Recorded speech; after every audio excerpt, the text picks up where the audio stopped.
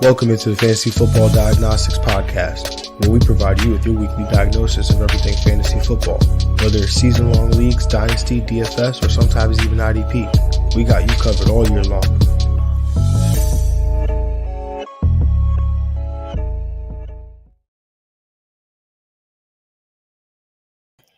Let's do it. Let's get to it. Welcome into the Fantasy Football Diagnostics Podcast. It is Tuesday, October 29th, 2024, 7 a.m. Eastern. I'm your host, Jon Jeune. How's it going, guys? Lovely to be here with you.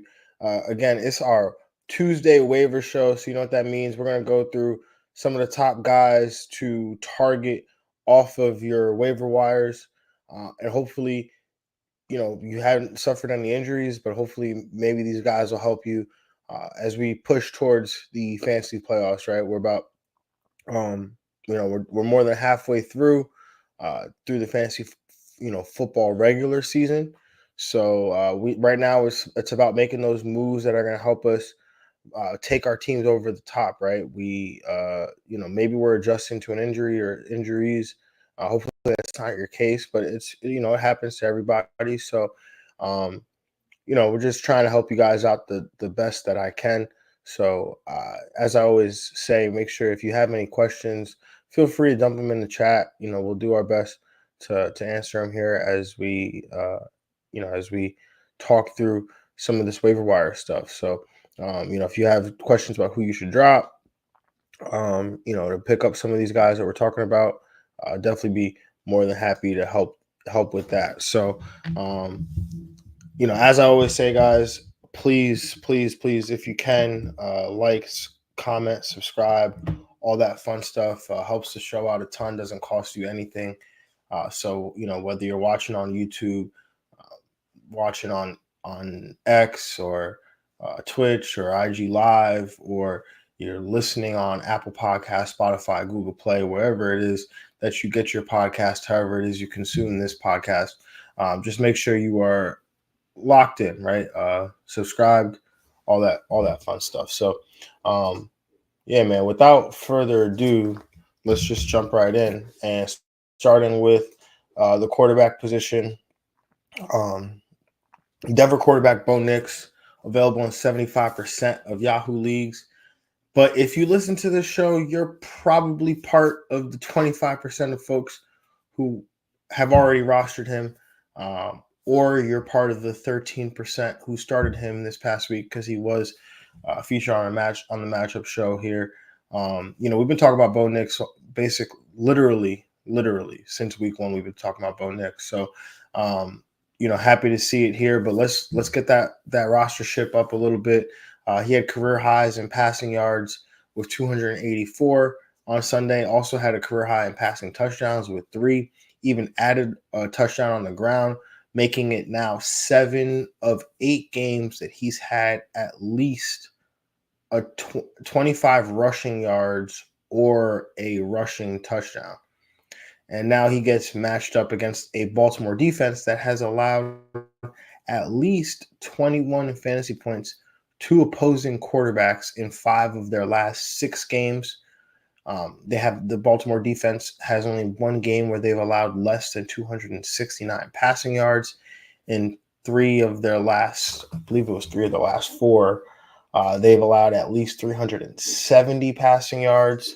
I can actually fact check that here while we're here. I mean, we're going to talk about Bo Nix later in the week because he, most likely will either be on the matchup show, or as I teased a little bit, as I teased last week, he might end up being a start of the week for me this week because this matchup against Baltimore is just too nice to pass up. But yeah, in 3 of their last 5 games, Baltimore has allowed at least 370 passing yards to an opposing quarterback. And then if you add Jameis Winston's most recent start, in 4 of their last 6 games, they've allowed at least a 330-yard passer there. So, yeah, I mean, we're targeting Baltimore until they fix whatever it is they got going. I know people, they associate Baltimore with being a good defense, but right now they're not playing as such. So, Bo Nix this week against Baltimore, I'm all about it. Moving on to the next quarterback on this list, we've got Matthew Stafford. He's available in 61% of Yahoo leagues. He had his best game of the season since week 1. And I don't know, maybe it's a coincidence, but maybe, just maybe, having both Puka Nacua and Cooper Kupp back in the lineup might have something to do with that. He's now set to face off against a Seattle defense that has allowed at least 19.8 fantasy points to opposing quarterbacks in 4 of their last 5 games here. So Matthew Stafford could help provide some relief this week. We do have 2 teams on bye, the Pittsburgh Steelers and San Francisco 49ers. So I know there's quite a few Brock Purdy managers and maybe some folks who relied on a guy that we talked about last week and we'll talk about right now, and that is quarterback Russell Wilson, available in 78% of Yahoo leagues. Now, he's on bye this week, so he can't really help you. And his game yesterday, last night on Monday Night Football against the Giants, it was solid. It, definitely could have been better in terms of the fantasy output.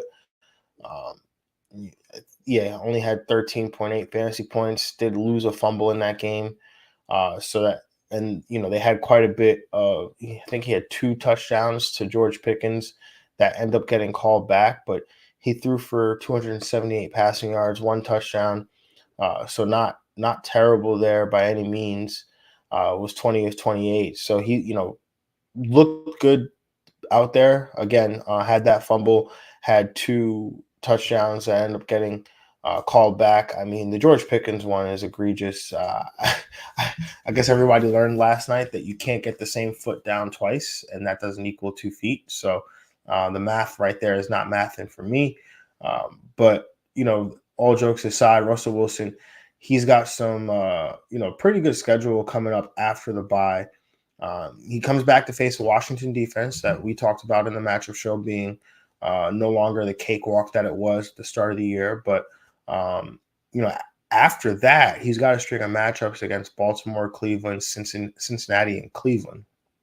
So, and we could look further ahead there too, with a matchup against Baltimore again in semi championship week. But the assuming that things stay the way that they are, you feel good about those matchups, right? So maybe you're streaming quarterbacks right now.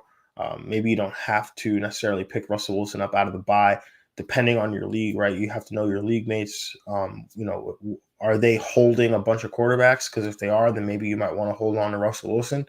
But if you see a bunch of quarterbacks available on waivers, right? Mostly everybody in your league has just one quarterback. Well, and they're literally just picking up a guy to help through a bye week. Well, Russell Wilson's on bye, so no one's going to pick him up. Brock Purdy manager is not going to pick up Russell Wilson for Brock Purdy's bye. So you just kind of focus there. And then maybe look a week ahead, right? Like who are guys that are going, who are the people in your league that might be going after, a quarterback because they might have a bye week coming up, right? And especially even if they don't believe that the Washington matchup is bad, right? Because, if you look on Yahoo, I'm pretty sure the Washington matchup is still green, but it's not green. It's now no color with the 15th. So Washington, Yahoo seems to have been caught up there. But if you look at it that way, maybe they might still go out there and pick up Washington or pick up Russell Wilson against Washington. And they'll look at some of these other matchups ahead and they'll be like, oh, Russell Wilson seems like a pretty good play. So again, it's about your league mates, how they are constructing their rosters, how they manage the quarterback situation on their teams. Every league is different. I've got a buddy of mine who, in his league, he's like every quarterback is rostered, right? Like everybody's holding on to 2 quarterbacks. It's a 14-team league. So, in that league, you probably got to hold a Russell Wilson, even though you're not going to play him for a couple weeks, right? So, Yeah, that's a long-winded way of saying I like Russell Wilson. Uh, Probably take a look at him, but I like him most in like 2 weeks from now. So, but we got to get ahead of the game here. Moving on to the next guy who can actually help you this week. That is Justin Herbert of the LA Chargers, available in 57% of Yahoo leagues. Herbert had his two best passing games of the season in his last two games, throwing for 349 yards 2 weeks ago and 279 passing yards just last week. Maybe he's healthy. Maybe it's the play calling. I'm not sure, but what we do know is that Justin Herbert is capable of being one of the best passers in football. So it's not shocking when he's able to, string these games together like this. He also added 49 rushing yards on the ground in his most recent game, which you love to see that as well. But now he's matched up against a Cleveland defense that has been beatable all season, allowing at least 19.7 fantasy points to opposing quarterbacks in 3 of their last 4 games here. So Justin Herbert, definitely a guy that might be able to help you out this week if you need help at the quarterback position. And last but not least, let's talk about Aaron Rodgers of the New York Jets, available in 57% of Yahoo leagues. And just when I thought the Jets might have a playable fantasy quarterback, alas, here we are. Anyways, besides the point, Houston is middle of the road against quarterbacks. Surprisingly, the Jets here are 1.5-point dogs at home. Again, no idea how that is possible, but Vegas must know something we don't. But a home game in a close game, or at home in a close game here against a defense that's middle of the road in terms of defending quarterbacks in prime time. I think Rodgers has some QB1 upside here, specifically when you look at the pieces around him with Garrett Wilson and Devontae Adams and Breece Hall. I definitely think a quarterback one finishes in the range of outcomes here for Rodgers this week. Moving on to running back, we're going to do something similar to what we did last week, where we talk, not really going to talk about a bunch of guys. We're just going to kind of list them out because I feel like at running back, I'm just listing, somewhat the same guys every week because a lot of them are just backups that I feel like need to be rostered, should be rostered. And they didn't do anything, so there's not really much for me to talk about, but again, just want to highlight them as, hey, if these guys are in your league, maybe it's worth picking them up. Also, again, we talked about last week where if you have the opportunity to drop a player after they've already played, maybe you just cycle through these running backs, right? Like on Thursday night, I picked up Blake Corum in a bunch of my leagues. Blake Corum was, he was involved, not anything, really fantasy worthy. But then when Thursday night game ended and Kyron Williams was healthy, I said, okay, well, let me pick up Trey Benson. Picked up Trey Benson. He didn't do anything. James Conner finished that game completely healthy. I said, okay, let me drop Trey Benson. And before Sunday Night Football, I said, all right, well, let me pick up Isaac Guerendo. Picked up Isaac Guerendo, and if you're listening to this, you probably know how this ended because Jordan Mason ends up re-aggravating his shoulder injury in the during that Sunday Night Football game against the Dallas Cowboys. So guess who doesn't have to run to waivers now in that league to pick up Isaac Guerendo? And actually, that's a perfect segue because that's the guy we're talking about right now is Isaac Guerendo. He's the only running back I'm going to feature really in this segment here as we talk through the waiver wire running backs. But Guerendo's available in 92% of Yahoo leagues. Now, this one's a tough one because he can't really help you this week. He can't help you at all this week, actually. San Francisco's on a bye. There's talk of CMC returning after the bye week. He's going to, there's all the reports are out there. He's going to push through. He's going to try to give it everything he's got to go. And then there's also the Jordan Mason factor where we don't know what the status is of his shoulder injury, and he could return from his shoulder injury after the bye week as well. So we won't really know until we enter week 10 what the situation is with either Jordan Mason or Christian McCaffrey. So I wouldn't go crazy on the fab bid here or burning the top waiver priority on him. But if you have him on your team right now, if you picked him up like I did, I would maybe hold him through the buy if you could. If you want to throw $1 out there on fab, I would definitely suggest doing that. I've definitely spent fab money on worse. So um, if you, but you just have to be prepared to be able to hold him through the bye week. So if you can afford to do that, again, I think the upside here is tremendous when you look at his physical skill set, what he brings to the table in terms of he's a big back, explosive ability. I think he ran 4.33 at the combine. So he's a guy that when he gets out in open space, he's got a ton of speed, and there's not many offenses that I would want my running back tied to more than this one in San Francisco.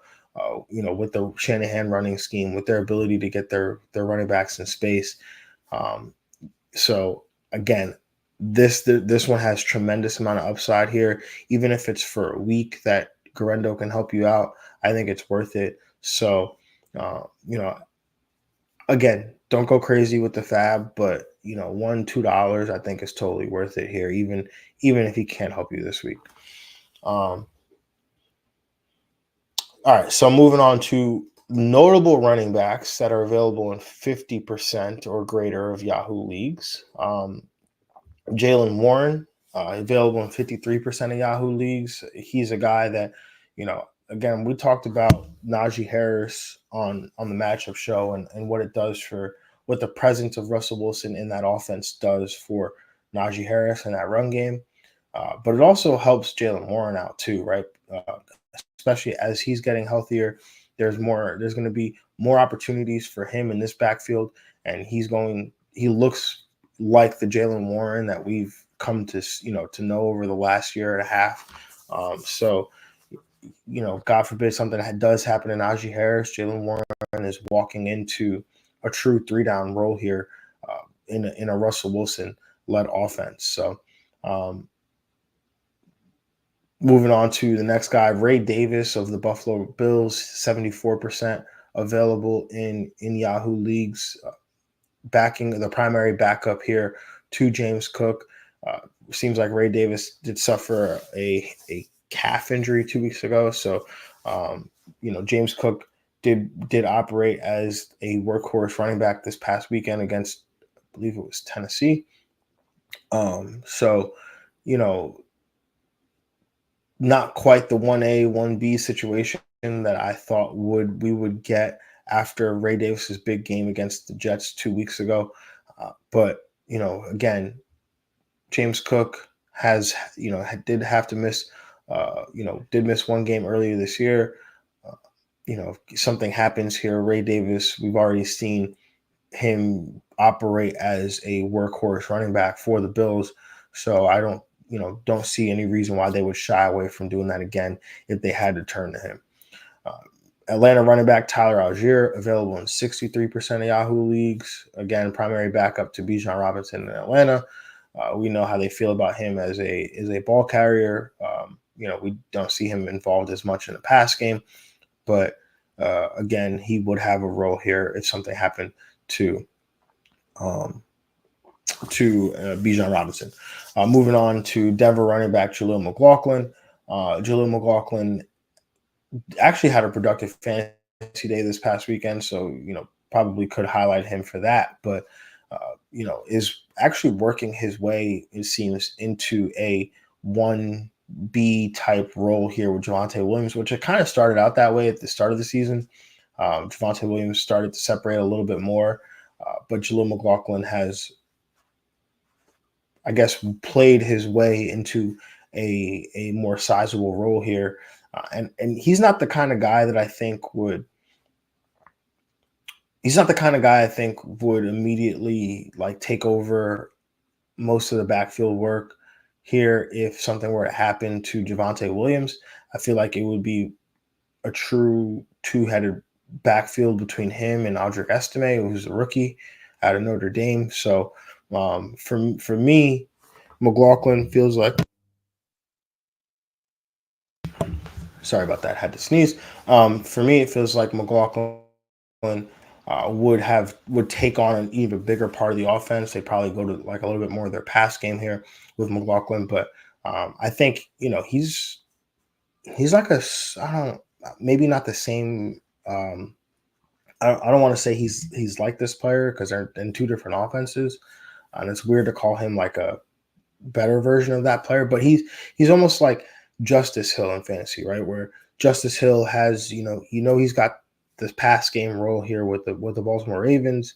Um, if Derrick Henry were to go down, then Justice Hill's not taking up a chunk of that work there. But McLaughlin, I think, is more involved in the run game than Justice Hill is in Baltimore, right? So I think McLaughlin should be rostered in more than 85% of Yahoo leagues. So, or more than 15% of Yahoo leagues, which is where he's at right now.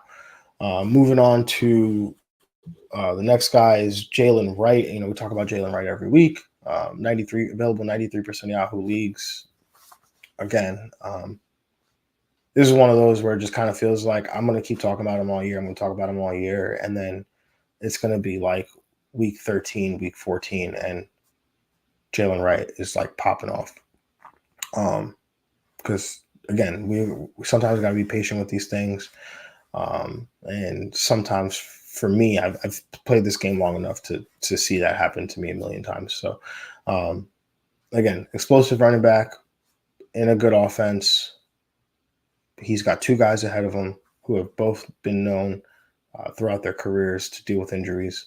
Achan's, a bit of a shorter career, but Jalen Wright, I think, should be on your radar.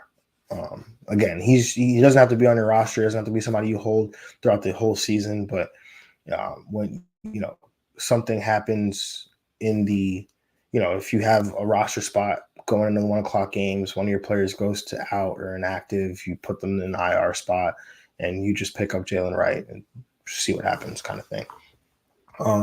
Blake Corum of the LA Rams, available in 85% of Yahoo leagues. Again, very similar spot. He's not getting a ton of work here. Kyron Williams is the workhorse running back here, but if something happens to Kyron, I would not be surprised if Blake Corum takes on most of, if not all of the work there in LA. And then moving on to Arizona, Trey Benson, available in 84% of Yahoo leagues. You say something on the show a lot. There's, death, taxes, and James Conner getting injured. There was always a caveat that it would have to be in a primetime game, but Trey Benson is playing behind literally one of the more injury-prone running backs that we've seen in football. So if James Conner does go down for whatever reason, which again, never want to see that, never preying on an injury for somebody. These guys are human, but it's part of the game. It does happen. And part of, playing fantasy is understanding that that's a possibility. And so instead of like crying about it when it does happen, especially at the running back position, let's do something to take advantage of these things happening in this game that we're playing here, right? So Trey Benson, a guy that I feel like should be rostered, not throughout the week necessarily. If I'm the James Conner manager, I'm probably doing everything I can to make sure that I have Trey Benson rostered. But, throughout the week, if I have an extra roster spot, things sort out, he's a guy that I will add to my roster, drop, add, drop, add, drop. But yeah, so he's got literally no role right now, is not playing in the offense. Plays very sparingly, probably sees 1 to 2 touches a week. But again, if James Conner, if something worse to happen with him, Trey Benson immediately walks into a role here as a potential 3-down back. All right, let's move on to wide receivers. And a guy we talked about last week who was, you know, basically a cover boy for us 2 weeks in a row. I think he was a cover boy for us on the waiver show, on the matchup show, and this waiver show. So, um, 3 straight episodes of being a cover boy for us here. And we're talking about, of course, Cleveland wide receiver Cedric Tillman, available in 81% of Yahoo leagues. And so it seems Tillman's a thing now. He followed up his 12 target, 8 catch, 81-yard game with a 9 target, 7 catch, 99 yards, and 2 touchdown game. Granted, we knew he would do well in this matchup against the struggling Baltimore defense. That's what we talked about him on the matchup show as being a guy to play here. But if he continues to see this utilization here, he's going to help some folks get to their fantasy playoffs and possibly even do more than that, guys. I mean, I talked about Cedric Tillman on the waiver show last week. I talked about it on the matchup show. You guys know how I feel about him. I feel like he's just dripping with talent. Um, so the possibilities are endless here. It's just he needs to get those opportunities, and Jameis Winston is going to continue to give him those opportunities here. So as we move forward, I think Cedric Tillman is a guy that needs to move. That rostership needs to get to from the 19% it is right now up into the 60s or 70s. He's got to get up there for real. So he's got a matchup next week against the Chargers. The Chargers have been halfway decent against just as a defense as a whole in real life football. But if I look at they're 26th most fantasy points to wide receivers entering week 8. So, we'd have to see what that looks like after, going through the results of week 8, but they haven't, they've been doing their thing, the Chargers defensively. So, again, we'll see what happens. We'll talk about, matchups in the matchup show, and maybe Cedric Tillman ends up in there, maybe he doesn't. But as we move forward, I think he's a guy that you need to have rostered on your team for sure, and potentially in your starting lineup. Let's move on to the next wide receiver on this list, and that is Keon Coleman, available 69% of Yahoo leagues. And this might be the first time that I've even mentioned Coleman all year. I want to root for him so bad, even if I didn't love him pre-draft as a prospect. I think he's a fantastic personality and a fantastic interview, and that doesn't necessarily lead to being a good football player all the time. But credit is given where credit is due. He's got back-to-back games now, 7 targets with at least 70 receiving yards or a touchdown. After having 125 receiving yards, the week before. Oh, sorry. He's got back-to-back games with 7 targets, had 70 receiving yards and a touchdown last week. That was after having 125 receiving yards the week before. He's earning the trust of Josh Allen and the coaching staff, and as he's been seeing his playing time increase as well over these last couple weeks, to the highest total that he had since week 2 when his playing time was dramatically decreased. So it seems like they tried to give him some, they took it away, and now they're giving it back. So, Keon Coleman, big guy, has the ability to be a contested catch receiver. Got killed in some of the pre-draft stuff for his 40 time. But, again, fantastic interview. I love listening to the kid talk. And, if he's getting the trust of Josh Allen here in this offense and a good offense, he's a guy that needs to be on our radar because the Bills have been dying for wide receiver help, and Keon Coleman, along, obviously Amari Cooper getting traded is gonna help the Bills there. But it also seems like Keon Coleman's confidence is getting better right now too. So I think he's somebody that we should look to start adding to our teams here as we again make this push towards the fantasy playoffs. Next up, we've got San Francisco wide receiver Ricky Pearsall, available in 63% of Yahoo leagues, gave us 77 total yards and 11.7 PPR points in week 8. We even saw Deebo Samuel leave the game here with a rib injury Not sure what his status will be as the 49ers head into a bye week this week. But with Ayuk already out for the season and Jon Jeune, his status being up in the air with a hip injury, Pearsall might maintain a role out of the bye heading into week 10, a week 10 matchup against a struggling Tampa Bay defense, that is. And if you guys have listened to this show in any capacity before, you've listened to me before as we've gone through redraft stuff, there's one thing that I love to look to, and that's a rookie coming out of the bye week. And this might be our first example of that, right? Teams going to the bye week, they've got these talented rookies that they've tried to give a little bit more to. Maybe they're not playing full-time roles. Maybe they haven't really gotten a ton of opportunities in the offense, but they start to, when they get a little, they perform well with those little opportunities. And then teams, they go into the bye week, they self-scout, they study themselves, they look for those aggregation of marginal gains. How can we get better? And they're like, that rookie that we drafted, he plays well in some limited spots. Like, what if we give him more? What if we create some packages around him? What if we, make him a bigger part of the offense? So rookies out of the bye week, I love it. It's honestly one of my favorite things. And so let's see if Pearsall can be a benefactor from that here. So let's move on to the next wide receiver on this list. Indianapolis wide receiver Josh Downs, available in 53% of Yahoo leagues. So we often talk about Downs being an option in this offense, regardless of the quarterback situation, and that hasn't always been the case with Anthony Richardson under center. So he made the most of his opportunities in Week 8 with nine targets, which he converted into 4 catches for 109 yards and a touchdown. But now there's a possibility that the Colts make the switch to Joe Flacco with how poorly Anthony Richardson has been playing.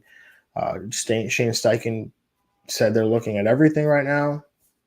And that's usually not an endorsement of the quarterback. That usually leaves the door open that the quarterback could be replaced. Doesn't mean they'll always be replaced, but it leaves the door ajar that they could be replaced. And, we've obviously seen how Flacco operates within this offense and how much better these Colts pieces in the passing offense get elevated when Flacco is the quarterback here. So Josh Downs, I think, would be the greatest benefactor of that. If Joe Flacco, maybe he wouldn't be the greatest. Maybe he'd be like Michael Pittman, because Michael Pittman is like literally like non-existent with Anthony Richardson. At least Josh Downs has some value. But I feel like, obviously these guys get elevated, but Josh Downs might be the one that you look to most consistently. At least Joe Flacco would look to more consistently, I feel like, in the pass game, which is kind of the area of the field that he operates here. So, Josh Downs, let's look to add him this week, especially if Joe Flacco is the starter here. Let's move on to the next wide receiver. That's Elijah Moore, available in 97% of Yahoo leagues. Moore was able to reach a season high in targets, catches, and yards. The 12 targets matched a career high for him. And with Winston under center the rest of the way, Moore could provide some value. We talked about this matchup coming up against the Chargers. So, again, not a fantastic matchup for the wide receiver position at all. And then the Cleveland Browns go on bye the week after. But then, after that, they're going to have some opportunities here where I think Elijah Moore, if the targets continue to trend in the direction that they have been, where, I don't really know how to read this offense right now. I want to see them and how they play in some positive game script because seems like they threw the ball a ton. The other day, was that matchup based? Was that game script based? Not really sure here, but Elijah Moore ended up with 12 targets. David Njoku was involved. Cedric Tillman had 9 targets. Jerry Jeudy had 8 targets. So, curious to see how this continues the rest of the way here. But Elijah Moore, if he can continue to stay involved in the offense as we move towards the rest of the season, I think that he's a worthwhile add here in fantasy. Then moving on to the last wide receiver we're going to talk about today, it's going to be LA Chargers wide receiver Joshua Palmer. Obviously, Ladd McConkey had the big game, and not surprised by that. But Palmer's available in 86% of Yahoo leagues. Palmer saw 4 targets on Sunday, which he was able to convert to 72 receiving yards. Granted, that was just 2 catches, but he's now got back-to-back games with at least 4 targets and at least 63 receiving yards.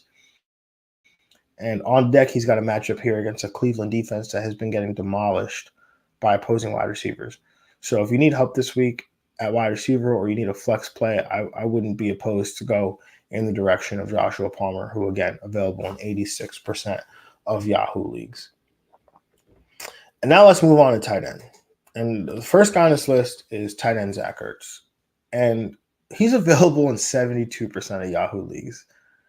And guys, this cracks me up, guys, because why does nobody want Zach Ertz? I mean, I know he seems like a safe option at tight end, but have you seen the tight end landscape? There are very few safe options out there.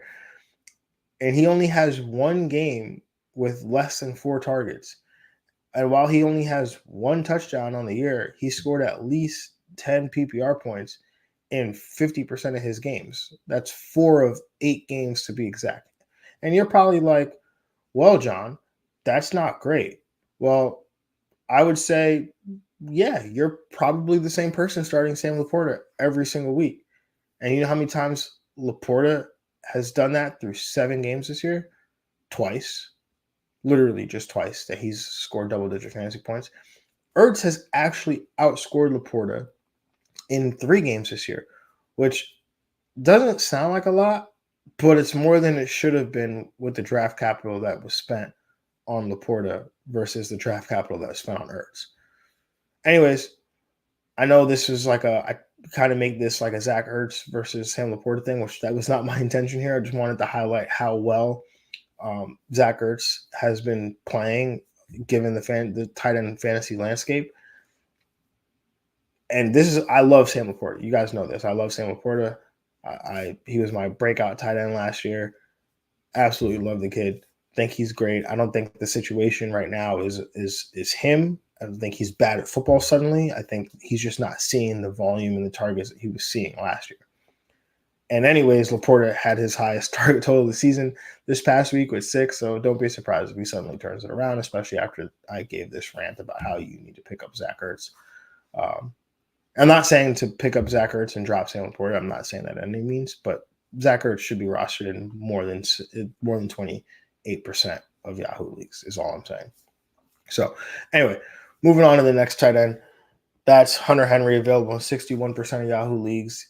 Even with Drake May out of the game, got knocked out of the game with a concussion, Hunter Henry still seemed to be heavily involved in the offense, and he's got at least 5 targets and 40 receiving yards in each of his last 3 games here. So matchup coming up against Tennessee. That's not really a matchup that is, scary to me either way. Tennessee, 27th most fantasy points to opposing tight ends, but I don't know. I don't really think that's a function of their ability to stop the tight end. I just feel like that's a function of their inability to stop everything else in recent weeks here. So as we move towards into week 9 here, guys, we'll obviously be getting to the matchup show on Friday morning. I do want to just let you guys know Friday's show will drop live, right? It'll seem as if it's live. It will be a pre-recorded show. So unfortunately, I won't be able to take any questions at that time. It's not me ignoring you guys. I just won't be able to take any questions because the show will have been pre-recorded on, possibly Thursday and then posted on Friday. So just wanted to let you guys know about that, just so that there's no confusion, and I wanted to be transparent there. And but obviously nothing changes from the way the show is going to be formatted. Again, just won't be able to take any questions live. So again, make sure you are tapped into the podcast, Apple Podcast, Spotify, Google Plays. Hit that subscribe button. Make sure you're subscribed on YouTube. We're trying to push the subscribership. We're trying to get 200 subscribers, guys. So on YouTube, right? So if you guys can help us do that here, we'd be great. I would greatly appreciate that, genuinely. And make sure you give me a follow at the real Jon J _FF on Instagram as well as X, and make sure you're following the show at FF Diagnostics. Have a good one, guys. We'll talk to you on Friday, and yeah, good luck on the waivers. Peace.